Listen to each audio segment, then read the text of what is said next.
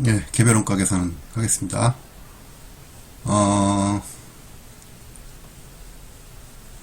핵심 내용 위주로 볼게요. 일단 오늘 여기서 우리가 할 거는 개별 원가 계산인데 뭐냐, 실제 개별 원가 계산은 할 얘기가 별로 없어요.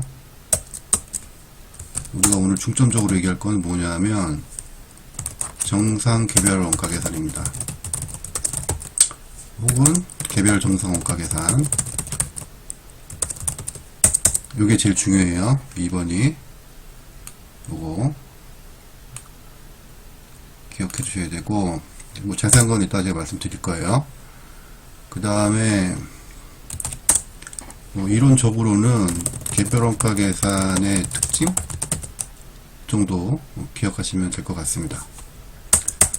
여기 이제 나오죠.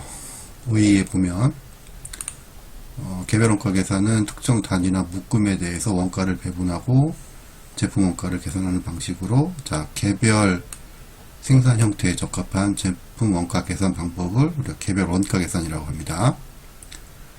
자, 그 다음에 제품 하나마다 주문을 받고, 자, 특정 고객의 주문마다 납기와 금액을 정해서 제품을 판매하는 형태에 적합한 원가 계산 방식이다 보시면 되고요.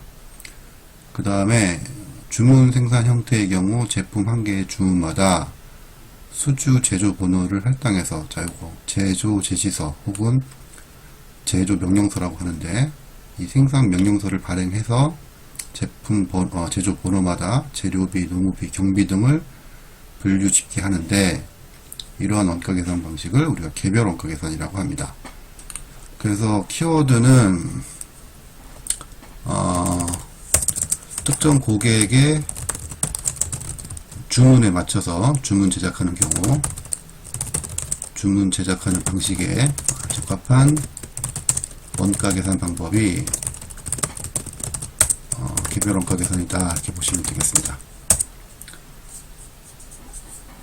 그 다음에 또 키워드가 요거죠. 제조 지시서 혹은 제조 명령서, 이 단어도 같이 기억을 해주시기 바랍니다. 그림이 나오는데 개별 원가 계산의 흐름이 나오죠. 앞에서 하셨던 그 원가의 흐름과 큰 차이가 없어요, 여러분들. 그래서 원가, 제조 원가 명세서 꼭 기억해 주시면 되고, 그 다음에 하나 추가로 같이 기억하실 것은, 뭐 앞서 계속 얘기했지만 완성이 됐으면 단기 제품 제조 원가, 그래서 제품 계정으로 제시가 되죠, 얘네들은. 그 다음에 완성이 안 된 애들은 기말 제공품 계정이 남습니다. 같이 기억해 두시고요. 그 다음에 제일 중요한 내용일 수도 있는데, 이 직접비는 바로 부과하면 되죠. 제품이나 작업이나 뭐 원가 대상에 직접적으로 부과를 하시면 됩니다. 다만 이 간접비들은 직접적인 부과가 힘들기 때문에 일정한 배부 기준에 따라서 안분한다고 말씀드렸어요. 그리고 이 제조 간접비의 비중이 점차 커지고 있다라고도 말씀을 드렸고, 앞으로 더 계속 커질 것이다. 공장의 자동화 등이 뭐 더 많이 진행이 되겠죠, 향후에는. 그래서 제조 간접비의 비중은 점차 커져갈 것이고, 문제는 이 간접비의 비중이 커지게 되면 직접 부과하는 것이 아니고 일정한 배부 기준에 따라서 안분이 이루어지기 때문에, 배부 기준이 정확하지 않으면 원가 계산이, 그러니까 제품의 원가 계산이 부정확하게 될 가능성이 매우 높아진다. 이게 결론이고 핵심적인 내용입니다. 자, 기초 개념 뭐 쭉 나오는데 뭐 제가 뭐 따로 설명드리진 않을게요. 뭐 읽어보시면 대부분 아실만한 내용이기 때문에 기초 개념 넘어가겠습니다. 재료비 뭐 보시면 되고, 농업비도 뭐 마찬가지예요. 이렇게 보시면 되고, 그 다음에 경비가 나오는데, 제조 경비가 나오는데, 재료비, 농업비를 제외한 모든 원가, 제조 원가는 제조 경비예요. 제조 간접비 혹은 기억해 두시면 되고, 그 다음에 이제 배부율이라는 말이 나오죠. 오늘 이제 여러분들 하시는 내용 중에 가장 중요한 내용이 배부율입니다. 배부율. 실제 배부율을 먼저 보시면, 따로 설명을 안 해놨네. 배부율은 이렇게 돼요, 여러분들. 그러니까, 배부율. 이렇게 봅시다. 배부율은 제조 간접비를 일정한 어떤 배부 기준에 따라서 나눈 것이 되는 거고요. 이게 이제 실제 배부율이 된다라고 하면, 제조 간접비도 실제 제조 간접비가 되는 거고, 여기도, 실제로 발생한 배부 기준을 사용한다. 이렇게 보시면 되는데, 요거는 이제 문제가 있어요. 좀 이따 설명드리고, 그래서 우리가 보통 이제 사용하는 것이 예정 배부율을 사용합니다. 그래서 예정된 제조간접비에다가 예정된 배부 기준을 사용해서 우리가 제조간접비를 예정 배부율에 따라서 각 제품 원가 대상에 안분을 하겠습니다. 자, 여기 좀 내용 보시면 당월의 제조 실적에 근거하는 경우 실제 배부에 의한 계산 방법의 단점은 모든 제조 간접비의 실적이 집계되지 않으면 실제 배부율을 계산할 수가 없어서, 자, 이게 중요한 키워드죠. 계산이 지연되는 단점이 있다. 자, 이처럼 계산의 신속성 등의 장점으로 인해 일반적으로 많이 채용되는 배부율을 우리가 예정 배부율 혹은 정상 배부율이라고 합니다. 자, 이게 무슨 얘기냐면, 자, 우리가 뭐 고객으로부터 어떤 제품에 대한 견적가를 요청을 받았다고, 견적 가격을 요청을 받았어요. 그러면 뭐 우리가 재료비는 금방 구할 수 있을 거고, 농업비도 몇 사람 투여되는지 알 수 있으니까 뭐 금방 알 수 있는데, 이렇게 쓸게요. 이렇게 쓰나 저렇게 쓰나 뭐 차이는 없는데, 그 다음에 이건 바로 알 수가 있는데, 이제 문제는 제조 간접비죠. 문제는 왜냐하면 예를 들어서 뭐 고객으로부터의 이런 그 요청이 뭐 15일날 들어왔다고 합시다. 예를 들어서. 근데 뭐 공장에서 사용하는 뭐 전기라든가 수도라든가 이런 유틸리티 비용들은 뭐 예를 들어서 뭐 말일날 뭐 관련된 비용 고지서가 온다고 했을 때 15일에는 실제 발생한 제조간접비를 알 수가 없죠. 30일이 돼야만 알 수 있는 거죠. 그러면 고객사한테 야, 우리가 이게 지금 제조간접비가 확정이 안 됐으니까 말일날 주면 안 될까? 이렇게 얘기한다는 건 말이 안 되는 거죠, 지금. 그래서 통상적으로는 이제 이렇게 하는 거죠. 우리가 보통 요런 제품을 만들 때 평균적으로 지금까지 우리가 그 제품을 만들다 보니까 평균적으로 제조 간접비는 통상 뭐 예를 들어서 한 30만 원이 나온다. 간접비는 이 정도 나온다. 라고 예정을 하는 거죠. 예정. 그리고 이렇게 나오는 게 정상이다. 라고 보는 거고요. 정상이라고 보는 거고요. 그 다음에 이제 그 배부 기준을 나누기 때문에 평준화라는 말도 씁니다. 자, 그리고 이걸 가지고 우리가 어떤 특정한 배부 기준, 이 정도 제조간접비가 들어갈 때 우리가 사용하는 배부 기준은 약 뭐 30시간이 뭐 소요된다 라고 하면 30시간분의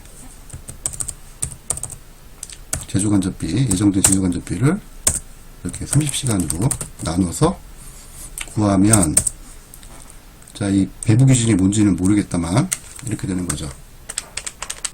나누기 30하면 배부 기준이 뭔지는 모르겠다만 배부 기준 시간당 제조간접비는 10,000원을 제품에 부과하면 되겠다. 10,000원을 각각 부과하면 된다. 이런 의미가 됩니다. 그래서 이제 자세한 건 또 뒤에서 계속 말씀드릴 거예요, 제가. 기본적인 논리 흐름은 이렇습니다. 미리 우리가 예상해서 제조간접비를 산정을 해내고, 그 선정된 제조간접비를 가지고 우리가 제품 요청가, 견적 가격을 제공을 한다. 이렇게 되면 계산의 신속성이 이제 담보가 되는 거죠. 자, 그런데 여기서 조심하실 거는 계산의 신속성은 담보가 돼요. 신속하잖아요, 지금. 미리 우리가 예상해 놓고 그 제품의 가격을 주는 거니까, 견적가를 주는 거니까. 그런데 문제는 뭐냐면 정확성하고는 다른 거죠. 가령 예를 들어서 지금 제조간접비가 30만원이 나왔다고 하는데 실제로 뭐 이번 달에 예를 들어서 공장에서 전기를 많이 사용했다라고 하면 이거보다 더 나올 수도 있는 거잖아요. 실제 그 제조간접비는. 그죠? 근데 정확성은 다소 떨어져요. 떨어진다. 라는 거죠. 그러면 지금 우리가 정상원가를 가지고, 그러니까 원가관리액의 목적상 정상원가 계산 방식을 사용하고 있다 하더라도 나중에 우리가 외부에 보고하는 용도로는, 즉 재무회계 목적으로 우리가 재무제표를 만들 때는 이 금액, 실제 금액과 배부 금액이 당연히 다를 거기 때문에 당연히 조정해주는, 그 차익을 나중에 조정해주는 추가적인 작업이 필요하다. 즉 배부액과 실제 발생액 간의 차이를 조정해주는 추가적인 작업이 반드시 필요하겠죠, 당연히.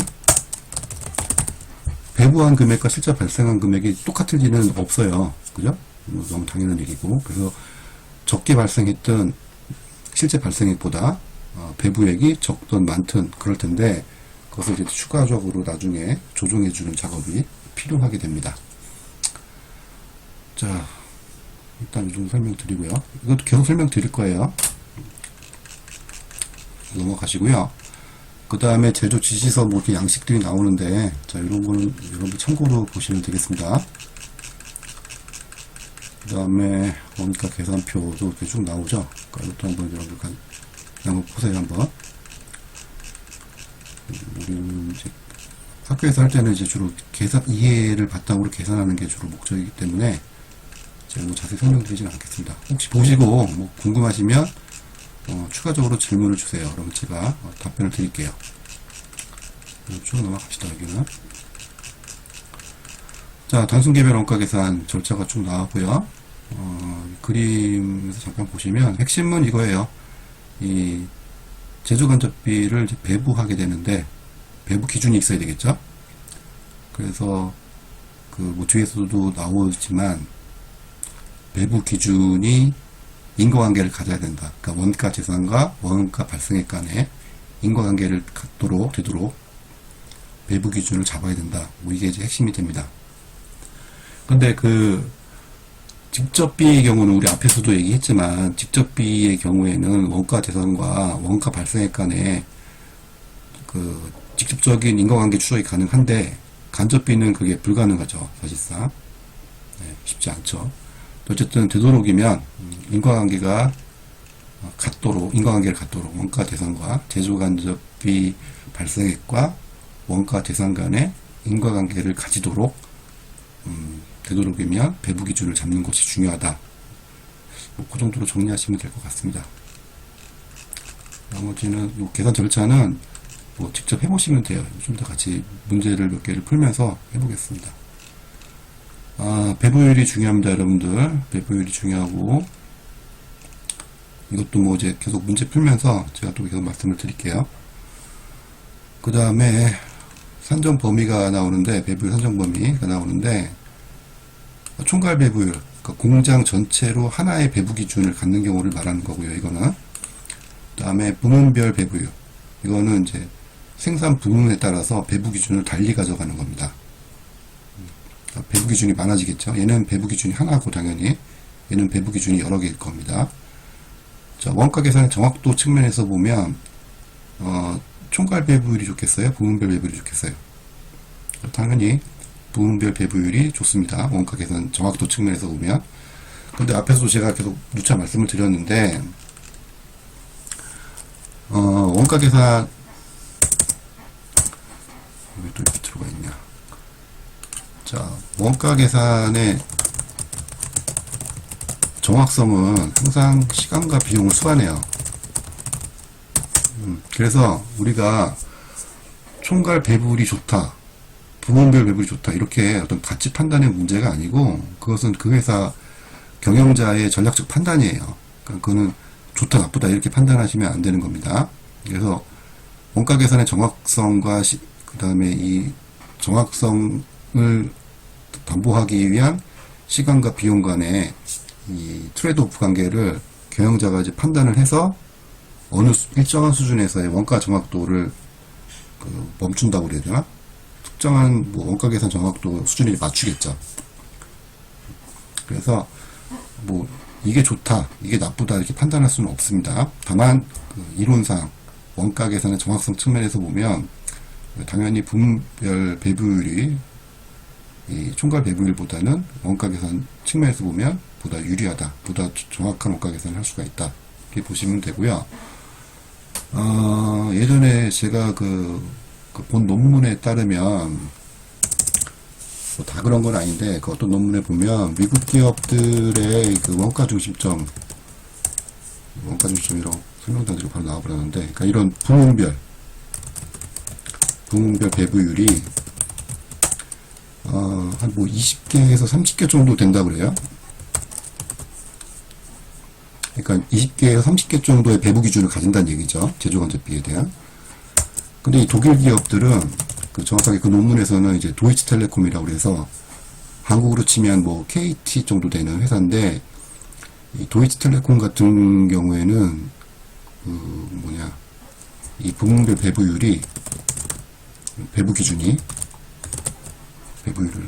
기준이라고 하겠습니다. 배분 기준이 20만 개가 넘어요. 20만 개가. 그러니까 이 얘기는 결국 미국 기업에 비해서 독일 기업의 원가 정확도가 상당히 높다고 볼 수 있는 거죠. 한국은 이런 조사가 지금 뭐 제가 찾아보진 않았습니다만, 구체적으로 대략 어느 정도 수준인지는 모르겠습니다만, 하여튼 독일 기업은 상당히 원가 계산의 정확도를 매우 중요시한다, 이렇게 보시면 돼요. 자, 이 정도 보시고요. 그 다음에 배분 기준의 측정단위 이렇게 쭉 나오는데, 이것도 그렇게 중요한 얘기는 아니고, 그러니까 어떤 방법이 더 합리적이냐, 뭐 이 얘기예요. 그래서 비용으로 하지 말고 이렇게 물량 기준으로 해라. 비용 기준으로 하게 되면 물가 상승 요인들이 반영되기 때문에 뭐 부정확할 수 있다, 뭐 이런 얘기입니다. 그 다음에 예정 배분율, 이거는 이제 앞으로 계속 설명드릴 거니까 일단 넘어가고요. 그 다음에 합리적인 배분 기준 선택 이렇게 나오죠. 그래서 아까도 말씀드렸습니다만, 인과관계를 갖도록 배분 기준을 선택하는 것이 제일 중요합니다. 그래서 잠깐 보시면, 합리적인 배분 방법은 제조 부문별로 시간 기준에 의해서 예정 배분율을 적용하는 것이며, 배분 기준을 선택할 때 일반적인 기준은 제조간접비 발생 정도와 가장 큰 인과관계를 가지며, 이 말이 제일 중요한 말이에요. 그 다음에 배분 기준이 가격 변동 요소에 의하여 영향을 받지 않고, 그리고 그 다음에 배분 기준의 수치를 경제적으로 구할 수 있어야 된다. 즉 시간과 비용을 고려해서 구할 수 있어야 된다. 이런 의미가 되는 거죠, 지금.